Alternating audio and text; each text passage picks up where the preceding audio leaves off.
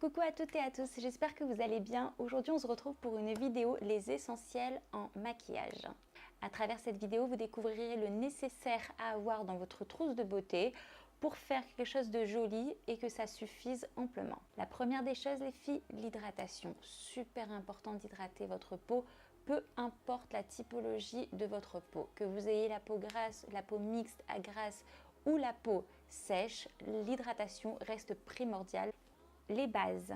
Pensez toujours à mettre une base avant de poser votre fond de teint.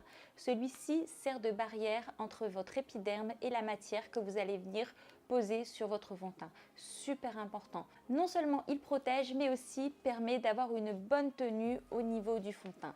Donc là, vous avez différentes bases sur le marché, des bases hydratantes, des bases nourrissantes, des bases matifiantes pour les peaux grasses ou les peaux mixtes à grasses. Vous avez même aussi des bases qui permettent de donner aussi beaucoup de lumière. La base hydratante, je recommande celle de chez Make Up Forever, tout simplement parce qu'elle hydrate parfaitement, elle ne colle pas, on sent une sensation de confort juste après l'avoir appliquée. Pour la base matifiante, je vous conseille celle de chez Illamasqua qui se présente comme ceci, qui est sous texture crémeuse, très agréable à appliquer, on n'a pas besoin d'en mettre beaucoup. Une pointe suffit amplement pour matifier toute la zone T. Attention les filles, pour celles et ceux qui aiment utiliser les bases lissantes pour boucher les pores, pensez à bien vous démaquiller le soir parce que c'est juste bourré de silicone et ça bouche complètement les pores. Donc un bon nettoyage le soir, un bon démaquillage reste important. Deuxième point les filles, le concealer, l'anti-cerne pour moi c'est, comment vous dirais-je, c'est le truc qu'il fallait inventer je pense. C'est le petit truc qui permet tout de suite de donner de l'éclat à votre visage, qui permet tout de suite d'ouvrir, de rafraîchir votre regard.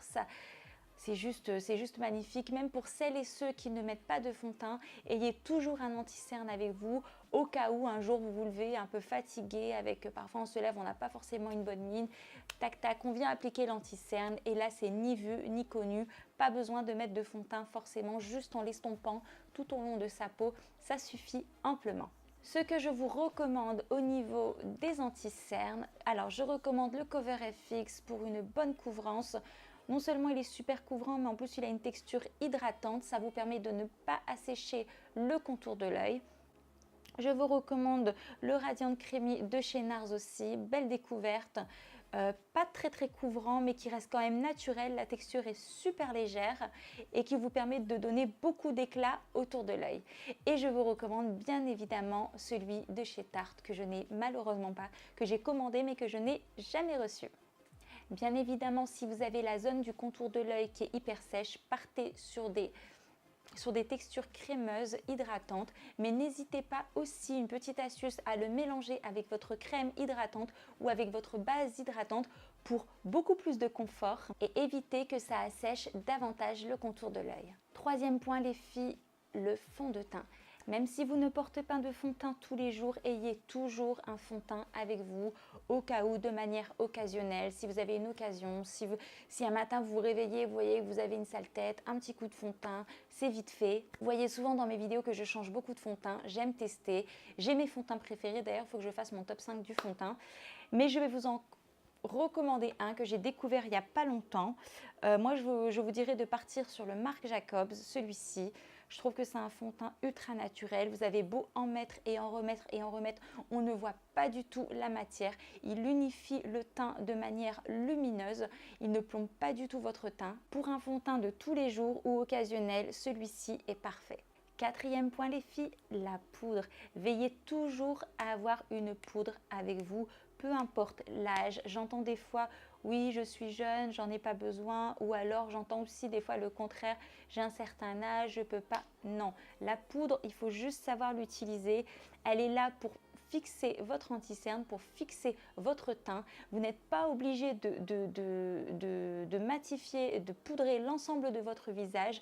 Poudrez le dessous de l'œil et la zone T pour que la matière soit fixée et que ça évite de bouger ou de migrer dans la journée. Ça absorbe l'excès de sébum, ça permet d'avoir un fini velouté également au niveau de la peau et surtout ça fixe la matière. Pour les poudres, je vous recommande celle de chez Laura Mercier qui est une poudre translucide universelle qui convient à tout type de peau, toute carnation de peau. Elle est très très fine, on ne la voit pas du tout à l'œil nu et je vous recommande de la travailler avec un pinceau de ce type et venir tapoter tout en légèreté sur les zones que vous souhaitez matifier. Pour celles et ceux qui ne sont pas fans des poudres translucides, je vous recommande celle de chez Charlotte Tilbury qui est une poudre compacte, mais vous me voyez aussi travailler beaucoup dans mes vidéos avec. Je l'adore parce qu'elle est d'une finesse extrême, malgré qu'elle soit compacte, on ne la voit pas du tout invisible à l'œil nu. Sixième point les filles, les sourcils. Travaillez toujours vos sourcils.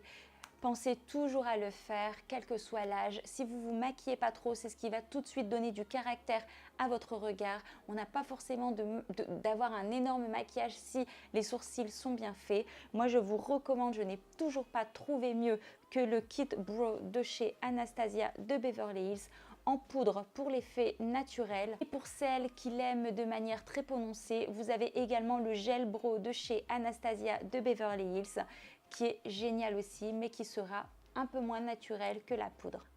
Septième point les filles, le blush. Je m'en fiche, liquide, poudre, crème, quelle que soit la texture, vous devez avoir un blush dans votre trousse de beauté. Pour ne pas être perdu dans toutes ces couleurs, on sait plus trop où on doit s'orienter, je vous dirais tout simplement de vous orienter vers des couleurs pêche pour un effet bonne mine immédiat. C'est ce qui va donner un regard, c'est ce qui va donner un côté frais à votre maquillage. Je vous recommande le Benefit, le Sweep This Golden Brush, qui c'est juste un pêche avec des nacres un peu dorées, voilà, qui donne un effet bonne mine immédiat. On adore. Et je vous recommande également le Sweetheart de Too Faced qui se présente comme ceci. Vous avez un pêche, un rosé et un petit peu plus corail. Au moins ça vous permet de changer ou alors de mixer les trois. Ce que j'aime, c'est qu'ils sont super pigmentés. Non seulement la pigmentation est top, mais aussi l'estompage est super facile à réaliser. Si vous avez quelques imperfections au niveau de la peau, les pores dilatés, je vous conseille de vous orienter vers des blushs totalement mat, pour éviter de faire ressortir les imperfections. Huitième point, le bronzer. Le bronzer, c'est juste génial. Ça permet de sculpter votre visage. Vous pouvez le trouver sous forme de poudre. Je vous conseille de vous orienter vers des textures poudre. C'est plus facile à estomper lorsqu'on est débutant. J'avais fait un cours sur le contouring. Si vous l'avez manqué, je vous mettrai le lien juste au-dessus où je vous explique comment sculpter votre visage. Vous pouvez vous en servir pour sculpter, mais aussi en fard à paupières également. Donc moi, je vous orienterai vers celui de chez Makeup Geek qui n'est pas très cher. Bon rapport qualité-prix. La texture est plutôt poudreuse mais crémeuse. Il n'y a pas de chute, facile à estomper et on reste dans des teintes froides. Qui dit bronzer dit highlighter. On se doit d'avoir un highlighter les filles. Ça, c'est primordial pour le côté glowy, pour le côté sexy, pour le côté mettre en valeur les pommettes. Ça apporte beaucoup de classe. Moi personnellement j'adore. Attention, je ne suis pas fan des highlighters à outrance où on voit que ça. Moi j'aime que ça reste quand même subtil. Donc je vous conseille de vous orienter vers les highlighters de chez Becca qui sont juste magnifiques. Vous pouvez les trouver chez Sephora. C'est une valeur sûre. Ils ont une bonne pigmentation tout en conservant le côté naturel. L'highlighter, hiver comme été, on en a besoin, même l'été quand on se maquille pas, juste un peu d'highlighter le soir quand on sort et tout de suite ça fait la différence. On peut le mettre aussi au niveau, moi parfois l'été quand je porte des décolletés ou des débardeurs, j'aime le mettre au niveau de mes os, c'est juste sexy mais sans vulgarité. Bref, j'adore, donc ça c'est un... De toute façon, tout ce que je vous dis, vous devez l'avoir dans votre trousse de beauté pour celles et ceux qui sont perdus. Voilà, ça c'est primordial. Donc moi j'utilise la palette de chez Becca, mais vous pouvez utiliser les fards vous pouvez utiliser les highlighters, les mono highlighters. Donc celle-ci c'était une édition limitée, je ne sais pas si elle est encore dispo. Si elle est encore dispo, je vous conseillerais de la prendre parce qu'elle est juste géniale. Vous avez un bronzer et un blush qui est avec. Dixième point, le rouge à lèvres bien sûr. C'est tout ce qui fait la féminité chez une femme.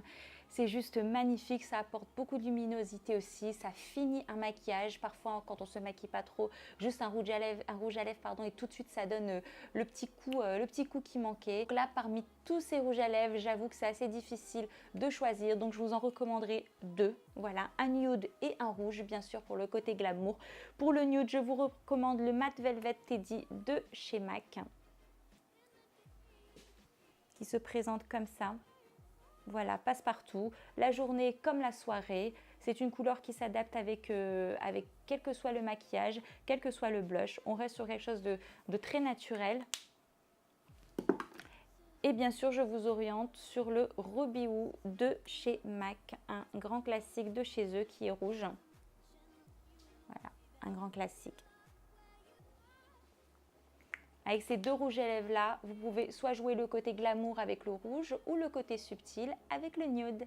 Pour les pinceaux, je vous recommande les pinceaux de chez Real Techniques qui sont pas très chers, qu'on adore. Donc là, c'est le pinceau à fond de teint. Il s'agit du Expert Face Brush comme ceci.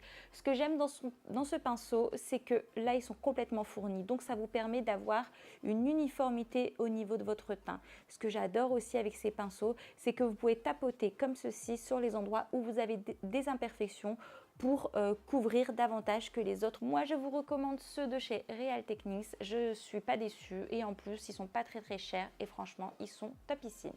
Il vous faut bien évidemment un pinceau poudre. Donc là, je vous recommande également le Real Techniques, donc le Powder Brush qui se présente comme ceci, toujours bien fourni au niveau des poils, mais complètement, enfin, pas du tout rigide, complètement souple. Ça vous permet de tapoter avec votre poudre